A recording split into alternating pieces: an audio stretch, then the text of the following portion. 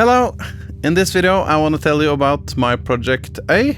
A is a music duo with me and Janne Eraker, who's a tap dancer, where we improvise together and we play music by using the sound of the tap dance to control and affect my electronic instruments. Me and Janne, we always have this long, nice conversations whenever we meet. So we thought that the best way to give you a little bit of a peek behind the curtain of this project was to just set up a couple of cameras and plug in a microphone and do a little bit of a DIY podcast episode for you. So that's what we did. It's 45 minutes long, so sit back and relax. If you're more into just listening to the audio, there is also a link where you can either stream or download the audio file, so you can put on your headphones while you're cleaning your house. Let's go. Here is my conversation with tap dancer Janne Eraker about our project A.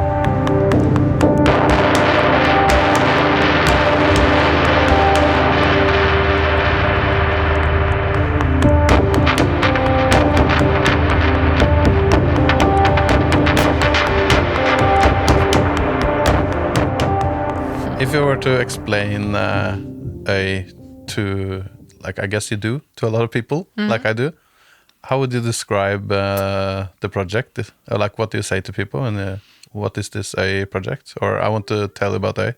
What do you say to people? Does it depend a lot on how who you're talking to? Or do you feel like you're kind of saying the No, I same usually thing? try to say the same thing, and often I feel a little bit green myself trying to like explain especially what you are doing, but and then also there's often a little hiccup over what I should call you. So I will say I have this band or duo, it's called A.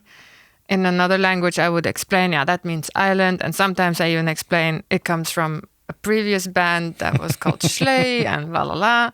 And then I say, and it's with Kristoffer Lislegaard, and he's an electronic musician. And then I always picture you being electronic. Like, that's quite funny. Like you can plug him in and he will start working.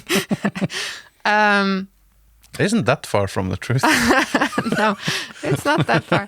And then I know that, okay, the moment I say electronic musician, people will like, so that means electronic music. That sounds like something like, you know.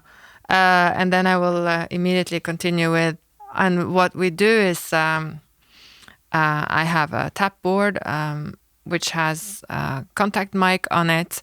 And with my sound and my rhythms, I can influence or control, direct Kristoffer's sounds or his music. Something like my tap dance goes through the wire into that machine. And then I always say, then you do whatever you want with it. So that it's clear that you use the input and that you can program what's going to happen right there and then, which is sort of almost too crazy to understand sometimes, but that's what's happening. And then I try to explain that we improvise. That's not so hard to explain. I mean, I used to spend a lot of time trying to explain to people that improvisation is not just because you didn't practice, you do whatever, that there's more to it. But with us, with A, it's about this sort of feedback loop. Something you do affects something I do, then I make a choice, and then I do something with it, which again gives you a possibility, and then we keep going for usually 20 or up to 40, 50 minutes. So it's quite a detailed and technical explanation. Yeah, if I get that far, I will try to make it understandable. I just think that's an interesting topic in itself. Like how much you talk about like the method versus the result. Because like if anyone is going to a Elton John concert, no one is talking about the fact that someone else wrote the lyrics and he wrote the melody to the lyrics, which is always his method. And he's like expert in making melodies for the lyrics, but that's not part of the something you talk about when you're just explaining. Yeah. But of course, it's a very known format what he does. Yeah. But that's just an interesting thought, like how much focusing on process versus result. Yeah, but then I mean, this is like a loose thought, but like the 8 Mile movie with Eminem. Yeah, it's a lot about how he creates his lyrics, and then the situation it happens in, the pressure, his own sort of story, living this, and how it's happening to him and with him, and how he deals with it, and then how he succeeds. Yeah. Right. And with A, it's like for me as a tap dancer, it's a whole new direction compared to all the other directions. I have done some stuff before with, let's say, triggering stuff, which has been inspiring, but I've never had anyone on the other side like you. And sometimes we talk about this. I think it's the people are still much more important than the instrument. And like that's how it is to work with you is very different than someone else. So this gives me just so many new possibilities, and that's basically why I do what I do. I love to find new ways and discover new worlds and sounds, and I'm like an explorer, and that's like more important to me than the end product. Always. So then it also makes sense to communicate that to the audience. Yeah. So it makes sense with your explanation as well, and that we start our concerts by explaining a little bit of what's happening, so that we're like involving people into that journey. Yes, because I also think that it's just such a pity if people can't follow along, like a little bit, understand the journey, which they do.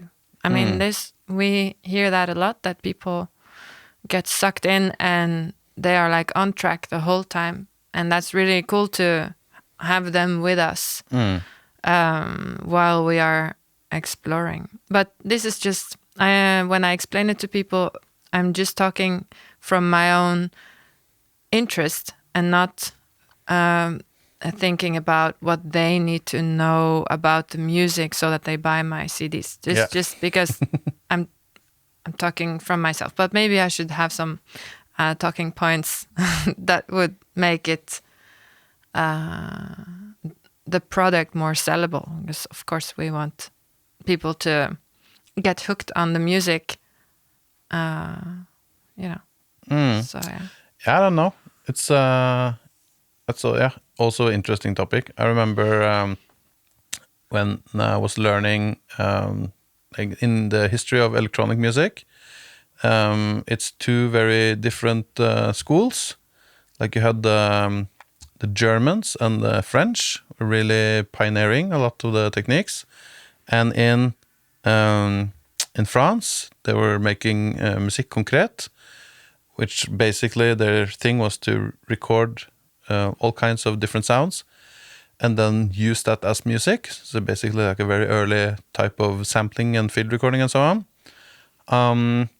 And then it was kind of, the whole thing was to remove the association to all the objects and just focus on the sound. So like you would record a church bell, but it was all about like the sonic qualities of the church bell. It wasn't about telling a story that, oh, it's church, maybe it's about life and death, and like you wanted to remove all of this. And in Germany, there was the elektronische Musik, and they were very mathematical. So then it was a lot about tuning their oscillators into this frequency, and those together for like this amount of length, exactly this amount of length, and like cutting the tape, then combining with two other oscillators tuned in this relation and all of this. And Yeah, when I was learning this, I asked my teacher if that was also part of the art, and that was also communicated to the audience, that there is some sort of like math, science in the art as well. But yeah, I can't remember what he said. If he said yes or no, I don't think it was sure. But that is something that fascinates me. If the end product is the art alone, or if the process and the things like included in there is also part of the art.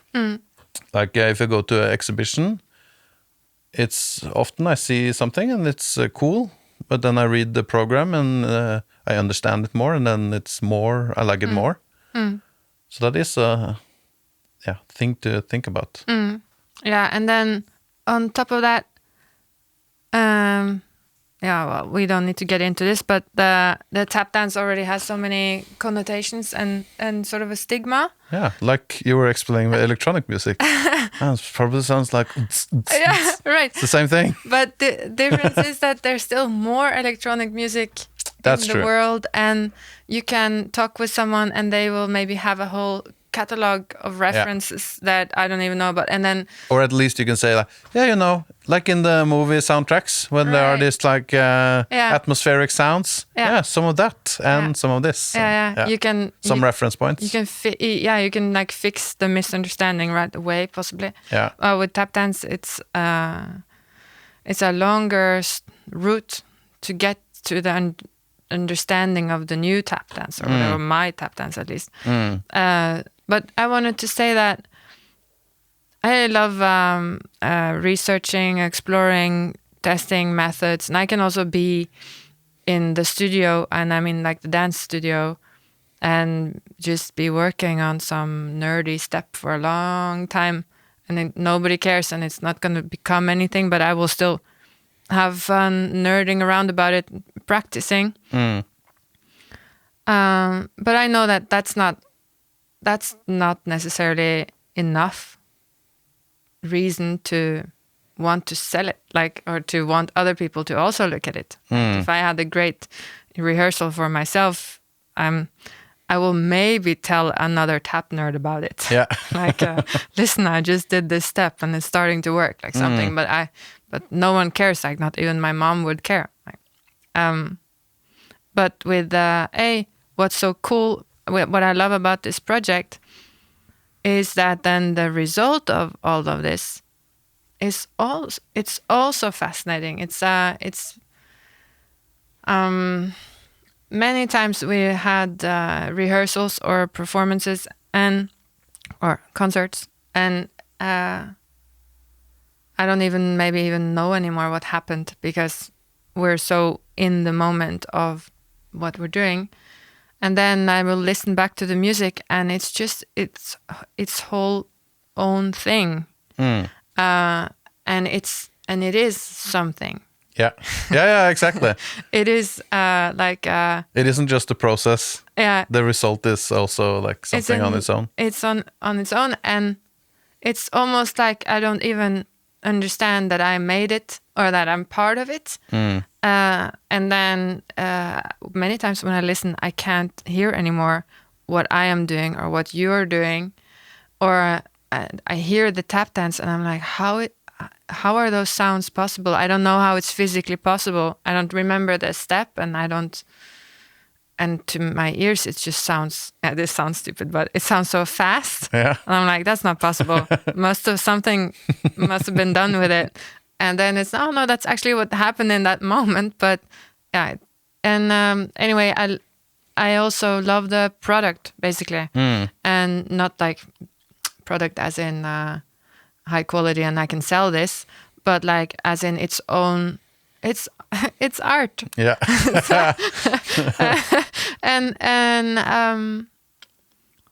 Yeah, that just gives me a real kick. And I learn, of course, a lot from it too. That's also a method, the listening back and figuring out, how is this working? How am I feeling? Yeah, and that's basically the bottom line, that I feel something. when I hear it too, which is something else than when I made it. Exactly. And so, because sometimes you watch something or hear something I did, if it's a rehearsal recording or whatever, and it's just material, or it's just you know, I'm listening for the mistakes, or this could be better on next time. I'll do like something. You hear something back and you use it as a tool. But when I hear the A music, I hear it as music, and as something new that I discover again. That's cool. So, and that's, I mean, I do a lot of music and I experience this in other situations as well. But maybe since this is an electronic project and you are really good with technology and you often record rehearsals, it's just always accessible right after. And there's a whole archive already. And so it's like a part of this project is also this listening back, making notes. I love to write while I'm listening and to sort of sort my thoughts and remember what I really get a kick out of and learn stuff from it. Whereas the other things I do, which are also improvised, are much more like gone after. I have a training or rehearsal or even a concert. And when the concert is over, maybe I recorded it, but usually not. That is, I'm really interested in documentation in general. Because like we were talking about before, when you are performing it and when you are experiencing it or like watching or listening, that's so different situations. Like you're in so different mindset and everything. So like when you're doing it, what you are actually experiencing is the act of doing it. But when you watch it or listen to it, you are experiencing kind of the result of your effort in a way. And your brain is free to just take in what it is and not think about like, okay, I gotta keep time here, and I gotta twist this knob, and then I gotta do this in time, and all that other stuff. So I think it's such an interesting part of the process of understanding what you're doing and also experiencing the thing that you're doing. Yeah, it's very different. And I wonder also how it is for people then who are not doing it but only listening to it, or I guess there's also a big difference, especially with us then, watching a concert or listening to a concert. That's true. That's I think I would like to make more people listen and then hear what they hear, what they think, how they interpret it, and what happens if you maybe especially those who have seen many concerts or have been to more of our concerts, like we have some people who are coming more regularly, and then they will say something like, yeah, this one was like the best. Yeah. Or last one is the best. Yeah. Yeah, you usually would never say the other one was better.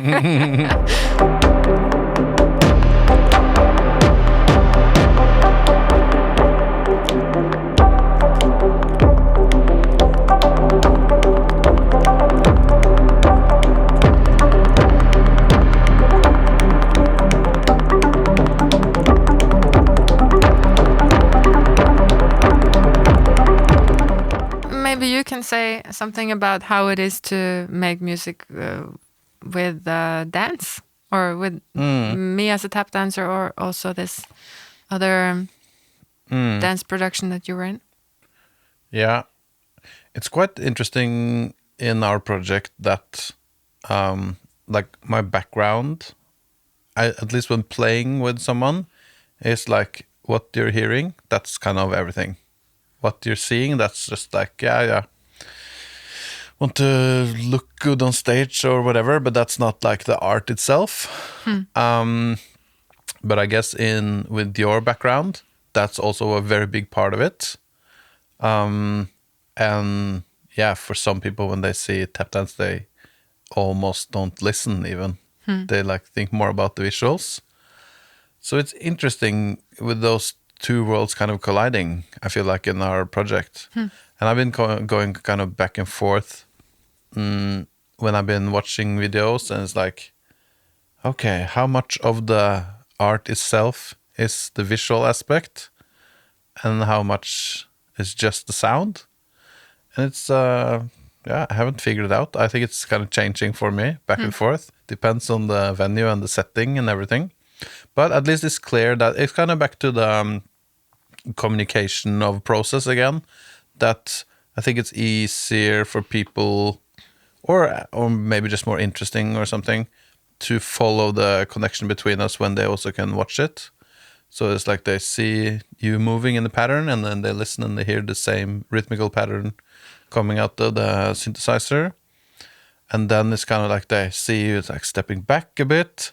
It's like, oh, is she gonna do it again? Or what's happening now? So it's a little bit like, maybe it's sort of like it sets expectations, or like they're kind of guessing or wondering what's gonna happen next. But when you're listening, then you are only experiencing what is happening. But since we are so visually oriented, then you start guessing what is going to happen. I don't know. I feel a little bit like it. But it's interesting, yeah. What is the art again? And is it different on experiencing a live performance, listening to a recording, or watching a video? And should it change between all of them? Yeah, I don't know. It's interesting. There's lots of questions around it. When we work, you don't really look at me, do you? No, not much. Or it's sort of like a look in the peripheral vision. Yeah, and then it's so the I get feet, the general sense of you, and I look at the feet sometimes. So it's nice that they're standing like against each other, so I can look at all the buttons and knobs, and I can you can still see your feet, and I can see you like moving back and moving front and all of this. But I don't know. I feel it's also, for me, it's a lot about like you were talking about earlier, that when you are performing and then you listen to it or watch it, it's like you can't almost believe that it happened. I have sort of the same thing when I'm performing. Then I just like, I want to shut as much as possible out, and kind of I guess it's like approximating the flow mode, even when I'm not really in flow mode or something, or maybe it's just kind of triggering it more easily or something. But it's going into this other world, stepping into this other world. So I think it's part of that as well. Like, don't look at the world around, just kind of focusing on what we're doing. But listening mostly, right? Listening, and I guess also thinking, hopefully, or I don't know, some way of processing it. But like using my senses, but trying to shut as much of the outside world off. Yeah. So I think that's where it comes from. And this is the first project where like the visual is also sort of part of the art. Yeah. So it's a new situation, I guess. Yeah. When we play, I to be able to take the better choices, I need to be confident and have trust in myself, but also in you, and also like just in that it will happen. And to do that, I need to prepare myself to listen and listen to what I hear, but also sort of, this sounds stupid, but like listen to my body, like feel my body. And then I can use my body to get into something before I start making sound. So it can also, but it's for sure internal. And I don't look out to the audience before I'm in some place of the music where I have extra brain space, head space to do that. Yeah.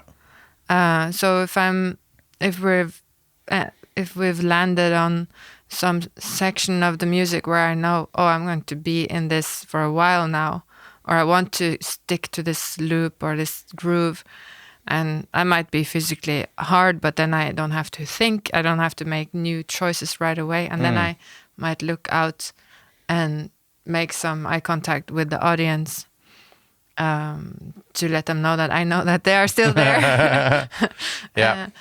But to zone in, and as a tap dancer or as a dancer at all, it sometimes feels rude to be so internal on stage. And sometimes I struggle a little bit with that. I think that the audience expects me to be more outward in my expression, or that maybe they worry, like, oh, she looks down all the time, she must be really stressed, or maybe there's a problem or something, but there's not. And sometimes I think, oh, I have to make sure the audience understands that we are going to be in this internal mode now to be able to produce the music. Yeah. If it was composed or choreographed, I wouldn't need that at all. I would need it for like 10% of the same effort to really make it, sound good and to be present in the music, but I wouldn't need it to discover the music as I go, like, which is the work exactly we are doing. Yeah. So Yeah, I really mirror a lot of the things you're saying there. Both with like trust. I feel like also just it's very interesting to just take very big risks. I feel like, of course, I give the trust to you, but it's also like, okay, now I'm gonna set it so that if Janne steps on and makes sound into the contact mic, it's gonna set off all these different processes. Like, I really hope it's gonna sound good. And even if it doesn't sound good, or like there's something unexpected happening, or like you start either going very slow or very fast or something, then I really need to react to that. And the way you're describing, like feeling your body, is also, I guess, just because that's your instrument. And I feel like I'm doing kind of it's almost like some sort of like melting, or like melding. Is that the word? Melding. Melding with the instrument, and like becoming like we're one, and then all of these different processes, like then the delay set like this, and then it's the filter here, and this is going to trigger this sequencer. It's trying to internalize all of those things, and to do that, I think I need also to shut everything else off. So it's a way of like feeling the instrument and really internalizing all these processes. I think I'm doing a lot as well. And actually not looking helps with that, because the instrument itself, I have almost no visual feedback. I have a little bit here and there, but it's not like if you play drums, you can like look at the drum set, and it's like you feel all the drums. But here it's more of like I imagine all the things hooked together and all of this. But also moving my body helps a lot. I'm not moving it that much, but like with this project, for example, I would not be able to sit and perform. But sometimes when I perform solo, if I want to play really ambient and very like floaty music, then it's much nicer to sit, because that's kind of the rhythm I'm in, or the groove I'm in. And then I like relaxing. But here I'm kind of just trying to like amp myself up, and like everything is kind of fast and throwing out like, okay, turn this knob here, hit this thing, and not being able to think so much about it or like question my choices and like really just have to commit and go with an idea.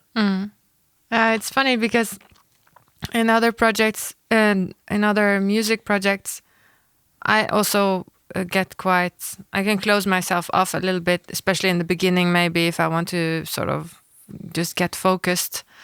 But it's always possible to look at the musicians in the room and sort of anticipate a little bit what's going on, what's going to happen, or where people are, and I can also, if I want, usually be pretty communicative in, guys, I'm doing this now, have a look, and then almost conduct with my body. This is where I want this to go now, or I'm going this direction, and then it's easy for people to react instantly. When I was recording with David last week or whenever it was, we were separated a little bit. I was up on the stage and he was down in the hall. And then we did a round where I was like next to him. He was on his crack and I was like right there. And then the reactions between us were even much faster. I don't know, it's just milliseconds, but in the music the result is immediately there, right? You can hear the difference and you can feel the difference.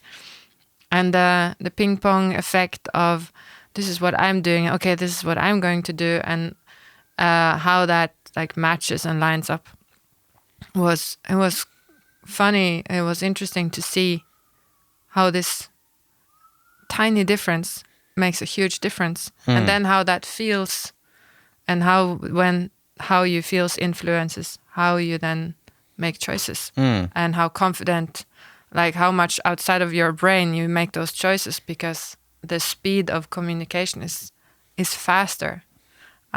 Anyway, and with us, with A, it's a whole new rhythm of communication. It's like instant, but it's also, we are also completely on two different tracks.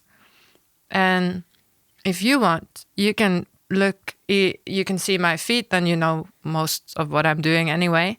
But you can also look up and you would be able to read the situation immediately, like if I'm struggling, or if I want something, or if I am like into something I'm doing, whatever, it's easily readable. But with you, it's the opposite. It's like I look at you a lot, and there's no connection between all the things you do and what comes out for me, right? And I'm starting to learn now how your system works and how you deal with things. For me, I'm either tap dancing or I'm not tap dancing. I'm on, and I can make very clear, like I'm on the board, I'm off the board. And when I'm on the board, I could trick you a little bit if I want, but you know, it's very simple. But you can like you can like be busy, and I have no idea what's gonna come out, and the action that you're doing has nothing to do with the music that's going on at that moment. Yeah, that's a very interesting thing about electronic instruments, because the thing that is making the sound and how you control that sound, they are completely separate. And you can make the same sound by using all different kinds of controllers. But of course, what kind of controller you use still affect what kind of things it's easy or hard to do. But it's not as clear one-to-one relationship. Like for example, with in my setup, I have all the knobs that I can turn, and it can affect something.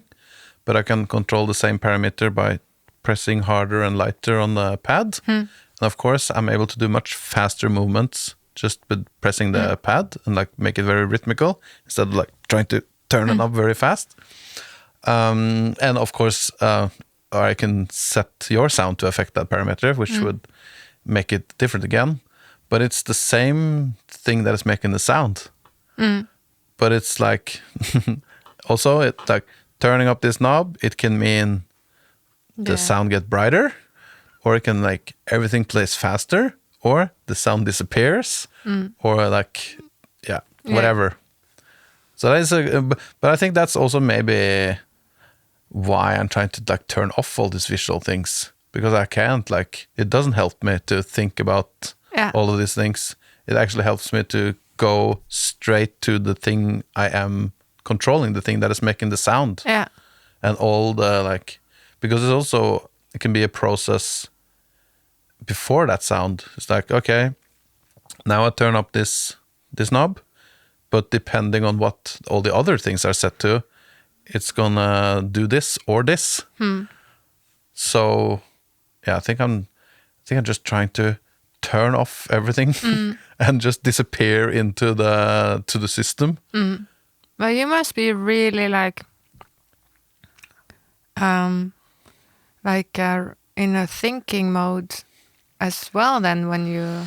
I guess so, but I'm trying to push it into the subconscious, I guess. And that's also why it really helps to do things very fast, which is very fun in this project. Like making different adjustments very fast, because then I don't have time to overthink it. Yeah. But so you're focusing in the end, actually focusing more on the action and then letting it go instead of evaluating or predicting.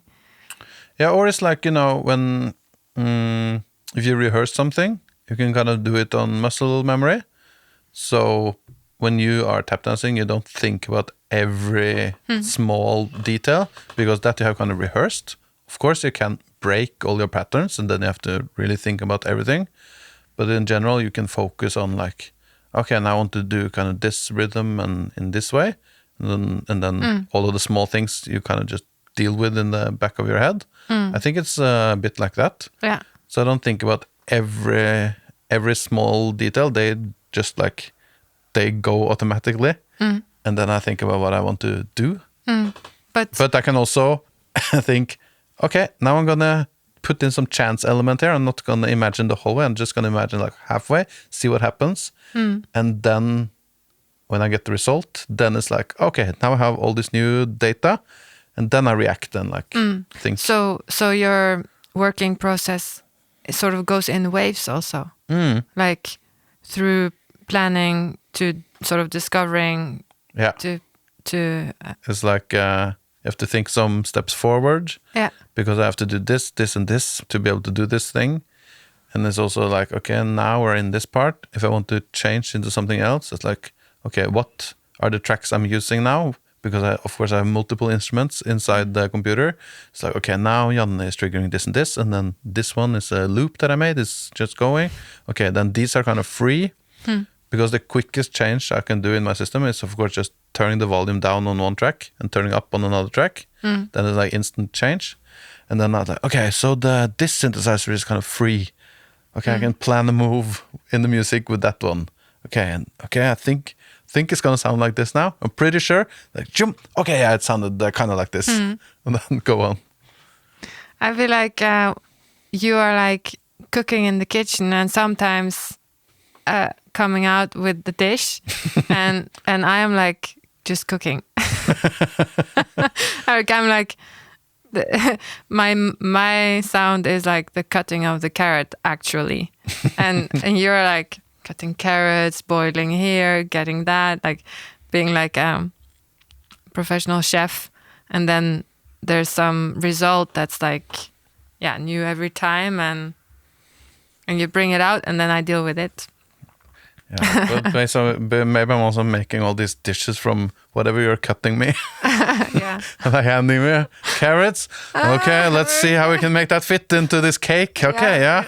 You have to, that's true. You have to deal with that too. And then it's like, put it in the oven, see what comes out. But I feel like for me, if I do planning like you do, like a similar thing would be like, we're into some groove, and it's like, okay, this should last for a while. It's not over yet. I feel it. But after this, maybe I want like some sliding sounds.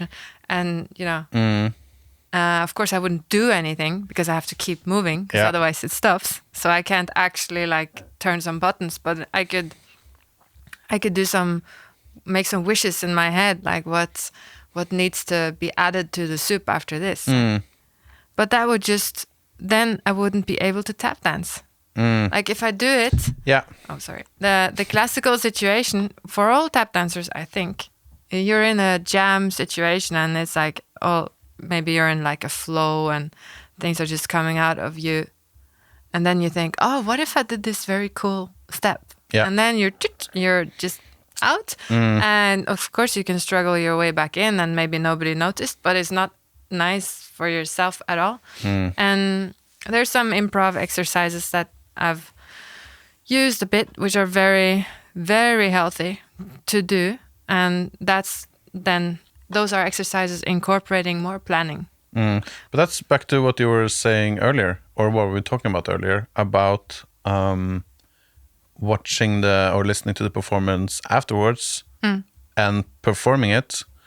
It's a little bit like that, actually, because sometimes I can like actually leave the machine and everything is kind of going on its own. And of course, it's up to me if I want to change it and like move in a different direction. But sometimes I am actually able to take a step back and just listen or plan because I don't have to like perform a very hard move at the same time. But other times I have to perform a hard move because of like, now I'm doing this in a rhythmical way and I'm playing here.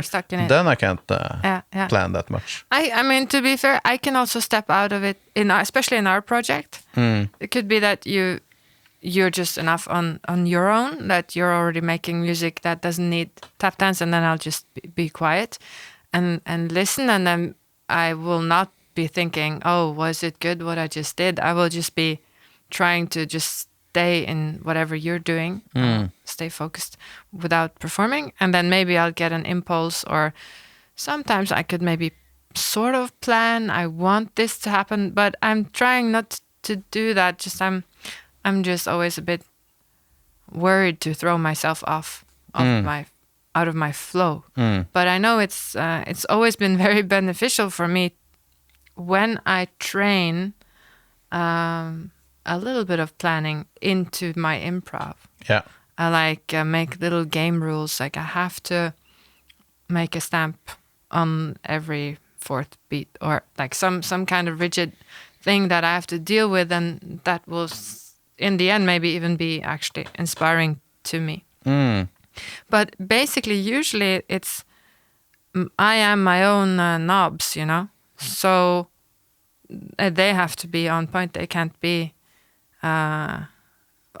weird that day, or like they have to be functioning. They have to be, my body has to be accessible all the time. So that's why it's so important for me to stay in my body and not think too much, because with thinking I can sort of fill my brain with distraction from my body. So, but just I don't know if I've said it clearly enough already, but the fact that, because to be in my body when I dance, to be there, I listen. Also inside my body, but also actually just listen to what sound I produce. So a little bit like when you explained that you are focusing on the sounds that you are controlling and not on the 5 different ways that you could control them. Those are tools that are in between you and the sound, but your focus is still on the sound, right? Yeah. That's the same for me. And it's on the sound and not on how I look, or on if I have a fancy movement or a cool line in my body like that. If I do it, it's just as a funny trick, basically. Yeah. Which can happen. Yeah. And I don't, that can be cool. It's okay. But it's to be in the music, I have to be in my body, and to be in my body, I have to be in the music, in my own sound. And my own sound in this project can be anything. That's true. So that's really a kick for the imagination for myself. It's just magic. I can step on the board and I can enter so many different worlds of sounds, and it's the world changes, but also then I change. Like my body changes. So I can. I'm not a very emotional dancer. Like I don't dance to show emotion. I can do it, but it's not why I dance. But I love the imagination. I love the ideas of like fantasy, like to become something else. So less like I tap dance because today I'm sad, and more like I tap dance and I get these underwater sounds from you that are connected to me, that makes me dance underwater or something. And then I'm just so totally consumed by this new body or these new feet, the new shoes, and where I can go with them. And so it's not for me, I don't know what you talked about before with like the sound just being sound and not having a symbolic value like church bells or something. It can be abstract. Maybe I would say maybe it's abstract like half the time, and I have no idea what this is, and maybe later I hear the recording and I'll be like, oh, this is like obviously a monster going, this is happening and this is happening, like make a story out of it. But half the time is also just experiencing sound. It's just so much fun, and to experience it and to be able to steer it. Like I'm doing these movements with my feet, and then this is coming out, and that's so cool. Because when I started dancing at all, like when I was little, the whole reason I dance is basically to be in the music, like to dance in the music. Yeah. Like I didn't care about what I would look like or if I'm on stage in some kind of costume. I just wanted to be the music, and this is the closest I get. I mean, when I tap dance without effects and without having any electronic music attached to me, I still love the sound of tap dance. Like I love that enough to work with it a cappella. Yeah. But then this world of A is, I can be melodic. I can. I've just endless possibilities. So that's really nice to then actually really be in it. Yeah, and I, I sort of want everyone to experience it. Yeah. Because it's It's a cool project. it's fun. Yeah. All right. I think that's it. Let's wrap it up. Bye-bye.